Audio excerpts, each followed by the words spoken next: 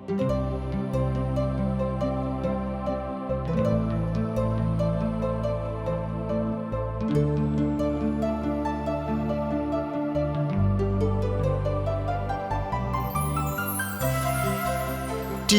का प्रस्तुति जिंदगी की राह बाइबल की पुस्तक का क्रम से अध्ययन हवे, जौना में आपके उ सब मिली जीवन की परमेश्वर द्वारा बचावे और मसीह नियर जिए खातिर जरूरी है। बाइबल ए बात के बुनियादी रूपरेखा के भी साथ रखेला कि एगो विश्वासी के दूसरे के साथ कैसे जिए के बा। जे यीशु के पाछा चलेला, कृपा करके देखी सुनी ताकि परमेश्वर आपकी जिंदगी का रास्ता बतावस। प्रिय मित्र, आज हम प्रेरितों के काम के किताब 22 अध्याय के शुरू करे जा रहल बानी। ये अध्याय के मुख्य विषय है पौलुस द्वारा यरूशलेम में भीड़ के सामने अपना बचाव में जवाब प्रस्तुत कैलन। ये अध्याय में हम भीड़ के सामने पौलुस के भाषण में उ प्रभु यीशु मसीह के साथ दमिश्क की राही पर होखे वाली मुठभेड़ के बारे में चर्चा के देखेंगे और ओकरे साथ सब अनुभव के विस्तार पूर्वक के बखान कर रहल बा। ए अध्याय में हम एगो देखब कि पौलुस खुद रोमी नागरिक बता के कोड़ा खाए से बचा लेता है। हम देख रहल बानी कि पौलुस निरंतर सुसमाचार के खातिर संकट सताव झेल रहल बाने। उ मसीह के नाम के खातिर कौना तरी दुख उठाई है, एकरा बारे में उनका पहले से ही उनका के बता दिहल गुल बा। प्रेरितों के काम की किताब 20 अध्याय के 22 और 23 पद हम पढ़ चुकल बानी कि पवित्र आत्मा पहले से उनका के बता दिहल कि यरूशलेम में उनका साथे का होखे वाला बा।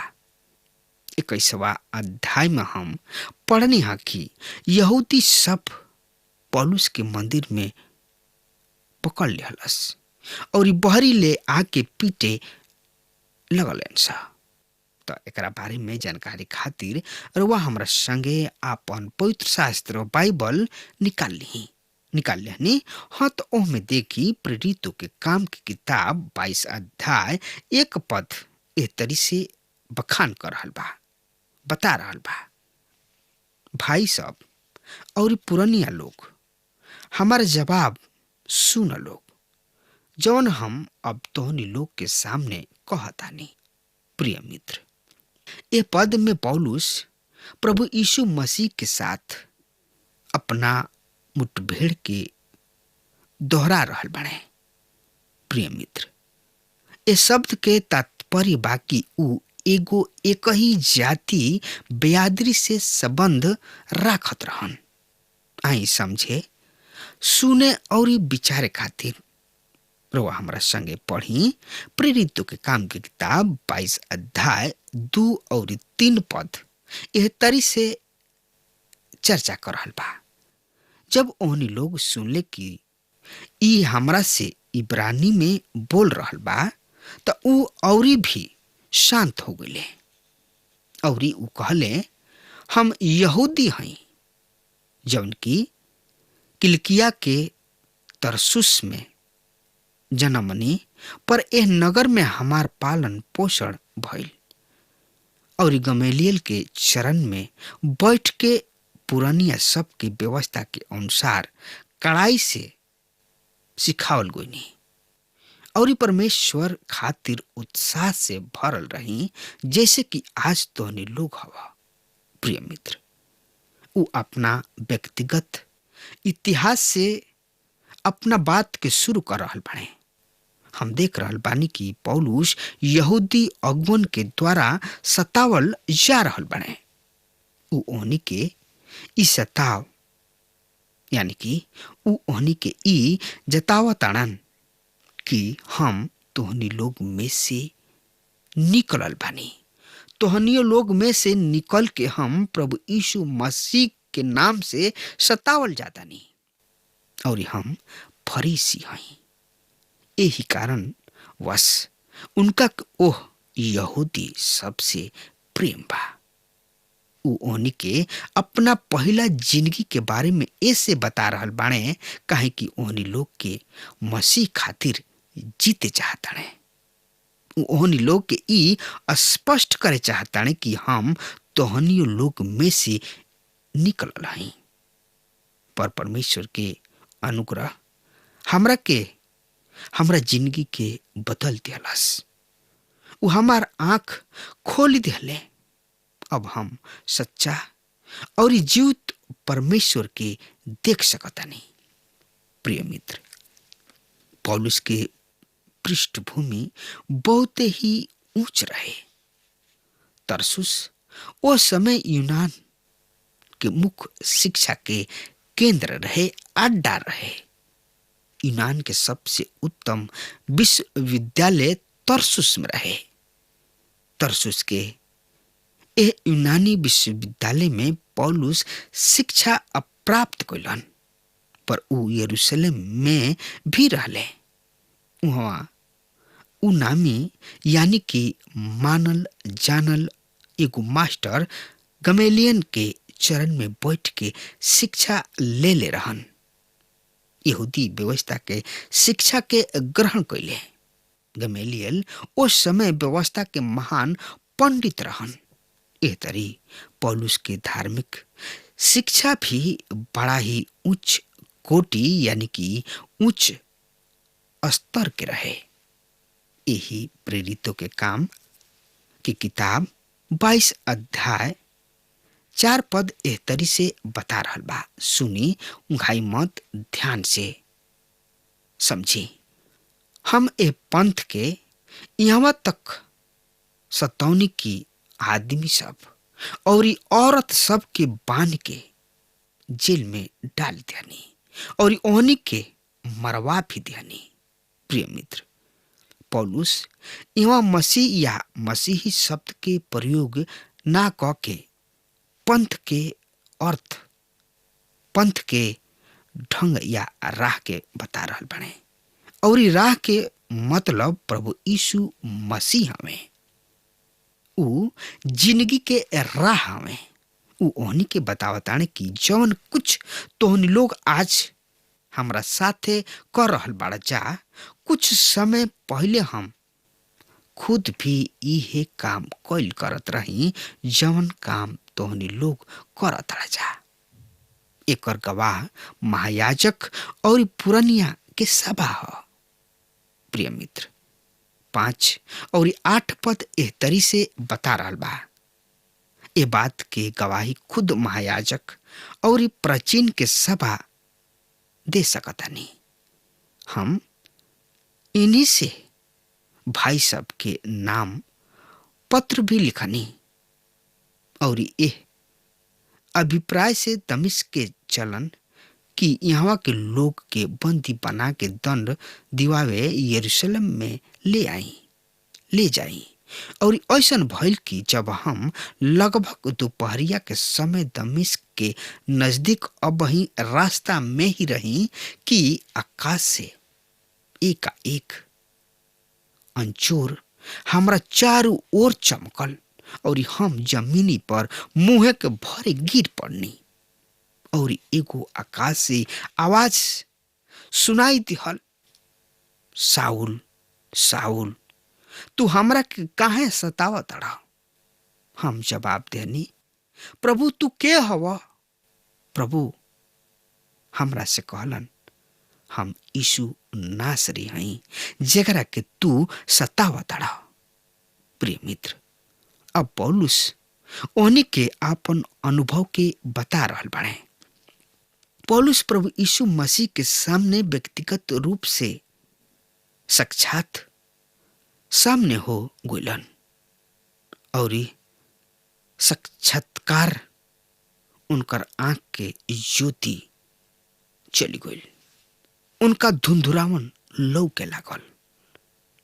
पर का सही में पौलुस आनर हो गइले? ना मित्र, ऐसा ना भइल, पर उनकर दिव्य ज्योति प्राप्त हो गई। उनका के आत्मिक आंख मिल गई, जौन की लोगन किने ये आत्मिक आंख नहीं खे, संसारिक आंख लोग लेके घूम रहा बने। पौलुस जब तक मसीही भाई बहन के सतावत रहन, तब तक उनकर आंख संसारिक रहे। जब प्रभु यीशु मसीह से दर्शन हो गई, उस समय प्रभु यीशु मसीह के आत्मिक आंख से देखे लगलन। उनका आत्मिक आंख मिल गई, आत्मिक ज्योति से भर गईलन। दूसरा शब्द में कहल जाए, वो अब जिंदगी के परमेश्वर के नजर से देखे लगले। उनकर दृष्टिकोण बदल गई, उनकर संसारिक आंख बंद हो गई और आत्मिक आंख खुल गई प्रभु में। तो एकरा बारे में और जानकारी खातिर पढ़त, सुनत, समझत चलत चली।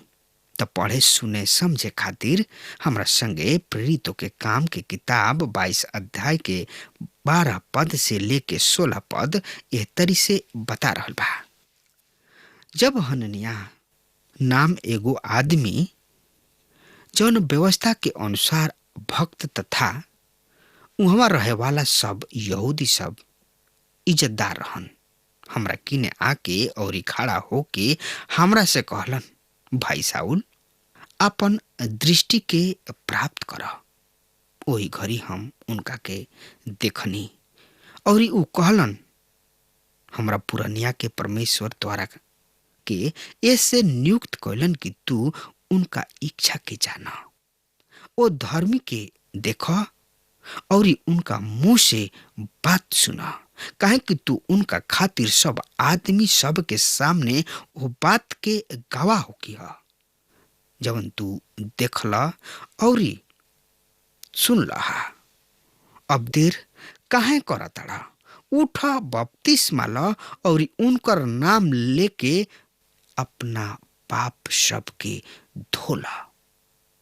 प्रिय मित्र, ए पद में पौलुस प्रभु यीशु मसीह से मुठभेड़ के बाद घटना के बारे में बतावतानी। ऊ ओनी के 3 गो बात बतावताने। पहल कहा, कौना तरी पौलुस के दोबारा ज्योति मिलल। दूसर कहा, कौना तरी उनका जिंदगी के उद्देश्य के बतावल गइल। तीसर कहा, पौलुस खतना वाला रहन, मूसा के व्यवस्था के अनुसार उनकर खतना भइल। पर ऊ ओहनी के बतौले कि कौना तरी ऊ बपतिस्मा लेले और मसीह के नाम पर विश्वास ले आके पाप से क्षमा प्राप्त कैले। प्रिय श्रोता मित्र, और ज्यादा जानकारी खातिर रोआ यही प्रेरितों के काम 22 अध्याय 17 पद से लेके 21 पद एह तरी से साफ साफ बता रहा बा। सुनी, फिर ऐसन भइल कि जब हम यरूशलेम वापस आके मंदिर में प्रार्थना करत रहनी, तो हम विशुद्धा हो गईनी और हम उनका ई कहत देखनी, जल्दी कर और यरूशलेम से तुरंत निकल जा, काहे कि ऊ हमरा में तोहरा गवाह ना मनी है, यानी कि तोहार गवाही ना मनी है। हम कहनी, प्रभु, ऊ तो खुद जानतानी कि हम एगो आराधनालय से दूसर का आराधनालय में तोहरा पर विश्वास करे वालन के बंदी बनावत रही तथा पीटत रही। जब तोहार गवाह अस्तफनुस के खून बहावल जात रहल, तो हम भी वहाँ खड़ा उनका हत्या में सहमत रही और हत्या करे वालन के कपड़ा के रखवाली भी करत रही। और ऊ हमरा से कहलन जा, काहे कि हम तोहरा के दूर दूर तक गैर यहूदी सब के पास भेजब। प्रिय मित्र, ए पद में पौलुस ओहनी के बतावताने कि दमिश्क के अनुभव के बाद में यरूशलेम अइले और मंदिर में दुआ प्रार्थना करत समय हमरा से परमेश्वर जल्दी यरूशलेम छोड़ के निकल जाए के हुक्म दिले और ये बतौले कि इ लोग तोहरा गवाही पर विश्वास ना करिए। उ तोहनी लोग के ये भी बतौले कि कौना तरी हम परमेश्वर के बाट जो रहल बानी। दूसरा शब्द में कहल जाए उ ओहनी के ये भी बतौले कि कौना तरी हम परमेश्वर के बात पर अपन तर्क प्रस्तुत कैनी। तब परमेश्वर अपना योजना के हमरा सामने स्पष्ट कैले। प्रिय मित्र, परमेश्वर पौलुस के गैर यहूदी सब के पास अनुग्रह के सुसमाचार सुनावे खातिर चुन ले रहन। यहूदी ए बात के भली भांति जानत रहन, ऐसे असही पौलुस आन जाति सब के प्रयोग कैलन। उन लोग बारूद के ढेर के समान धमाका के साथ उछल पड़ले। उ एह विषय में अब ओकरा से आगे कुछ सुने ना चाहत रहन। यहूदी सब के ऐसन ना तो परमेश्वर के विरुद्ध में कुछ सुने चाहत रहन और ना ही ओहनी लोग परमेश्वर की ओर से कुछ सुने चाहत रहन। सही में ऊ परमेश्वर के ना बल्कि व्यवस्था के मानत रहन लोग, जबकि व्यवस्था मिल के एगो पत्थर के समान रहे, जेकर अर्थ ई ना रहे कि मंजिल पूरा हो गई।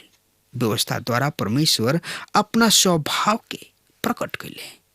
एकरा द्वारा परमेश्वर के पवित्रता के उच्चतम स्तर के प्रस्तुत कैलन। एकरा द्वारा परमेश्वर आदमी के सामने अपना मांग के रखले। साथ ही व्यवस्था द्वारा परमेश्वर आदमी के प्रति प्रेम के भी प्रकट कैलन। व्यवस्था आदमी के पापी दशा के तथा परमेश्वर के महान पवित्रता के दर्शावले। इस तरी व्यवस्था आदमी के परमेश्वर के अनुग्रह की ओर ले जाले। काहे कि व्यवस्था ही है जौन की बतावले कि आदमी के उद्धारकर्ता के जरूरत बा। ऐसे ई पापी के प्रभु यीशु तक पहुंचाव में सहायक सिद्ध होला। यहूदी पाप के पहचान लिहला के बाद उहाँ में ठहर गए लोग, उन लोग परमेश्वर के अनुग्रह के योजना के अस्वीकार कर दिले। ऐसे उन लोग परमेश्वर के अनुग्रह के सुसमाचार के विरोधी बन गए लोग। प्रिय मित्र, आज तक कार्य के द्वारा अर्थात व्यवस्था द्वारा उद्धार पावे के प्रयास में लोग लागल बने। प्रिय मित्र, आई पवित्र शास्त्र बाइबल से देखल जाओ। प्रेरितों के काम के किताब 22 अध्याय 22 से 24 पद इस तरी से बता रहल बा। सुनी, उंघाई मत। ऊ एह बयान तक सुनत रहले, फिर ऊंचा आवाज से चिल्ला के कहे लगलन, ऐसन आदमी के पृथ्वी पर से अंत कर द, काहे कि उनकर जीवित रहल ठीक नहीं के। जब वो चिल्ला चिल्ला के आपन कपड़ा उछाले और आकाश में धूर उड़े लागल, तो सेनापति उनका के किला में जाए के कहलन और आदेश दिलन कि ओकरा के कोड़ा लगा के जांच पड़ताल की जाए, जौना से कि उनका विरोध में लोगन के चिचियला के कारण हमरा के मालूम हो गए। प्रिय मित्र, ए बात पर ध्यान जरूर देवे के चाहिए कि जब तक पौलुस इब्रानी भाषा में अपना यहूदी भाई सब से बोलत रहले, रोमी सेना पति के समझ में कुछ ना आइल। उन लोग केवल शांति में सुनत रहन, पर भीड़ ऊंचा आवाज से चिचियाइल और धूर और कपड़ा उछाले शुरू कर दिलस। प्रिय मित्र, रोमी नागरिक बतावे के परिणाम ई भइल कि ऊ डरा गइलन और पौलुस के कोड़ा मारे के साहस ना कर सके। प्रिय मित्र, रोमी कानून के अनुसार कोनो रोमी नागरिक के तनकिसा मार नहीं खन सकत, कोनो तरीके निम्न स्तर के दंड नहीं दे सकत और रोमी नागरिक के डंडा से नहीं पीट सकत, एकरा के थोड़ा नहीं मार सकत और रोमी नागरिक के क्रूस के दंड नहीं दिहल जा सकत। रोमी के विशेष आदर और विशेष सुविधा रहे। अब रुआ कहब कि पौलुस के ई नागरिक कैसे प्राप्त हो गई। प्रिय मित्र, रोम में कोनो महान उल्लेखनीय सेवा कोइला पर रोमी नागरिक प्राप्त हो सकत रहे। ई एगो पुरस्कार के रूप में प्रदान कइल जात रहे। एकरा के एगो निर्धारित कीमत पर खरीदल जा सकत रहल, जैसे कि ए सेनापति कहले रहन। अब रुआ देखब कि पौलुस के ई नागरिकता कैसे हाथ लागी। प्रिय मित्र, पौलुस के पूर्वज से कोनो के रोम के नागरिकता प्राप्त रहे। अब हमार समय खत्म हो रहा बा, तब तक खातिर रुआ हमरा के आज्ञा दी। परमेश्वर रुआ के बहुते बहुते आशीष देस। आमीन। हमके विश्वास बा कि ई कार्यक्रम आप सब खातिर फायदेमंद सिद्ध भइल हुई। हम चाहतनी कि आप सब आपन आपन आशीष हमरों से बांटी। अगर आप सबके लगे बाइबल से चाहे आपकी निजी जिंदगी से कोनो सवाल होके चाहे कोनो समस्या खातिर प्रार्थना करावे चाहतनी तो हमारी फोन नंबर पर जरूर संपर्क करें। परमेश्वर आप सबके बहुत आशीष प्रदान करें और आज का दिन आप खातिर सुखद बनावे।